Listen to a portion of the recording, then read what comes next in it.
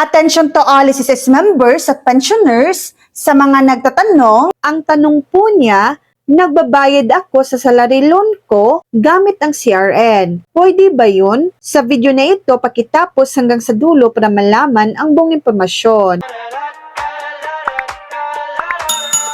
Oo, pwede po gamitin ang CRN o Common Reference Number sa pagbabayad. Ito ay pareho ring valid at tugma sa iyong SSS number. Narito ang ilang mahalagang paalala. Ang CRN ay karaniwang nakabatay sa iyong UMID or SSS ID at tinatanggap ito ng mga bayad sentro, bangko, at online payment channels bilang kapalit ng SSS number. Siguraduhin lamang na tama at kompleto ang nakalagay na detalye. Pangalan, buwan ng hulog o pagbabayad, at uri ng utang para maipasok ng maayos sa iyong talaan. Mas mainam pa ring gamitin ang iyong official na SSS number kung ito ay nasa iyo na para mas madaling masubaybayan at maiwasan ang anumang pagkakamali sa pagtala. Kung gusto mong masigurado, maaari mong tingnan sa iyong MyDataSSS portal kung nakapasok na ng tama ang iyong bayad pagkalipas ng ilang araw. So yan lang po ang latest update.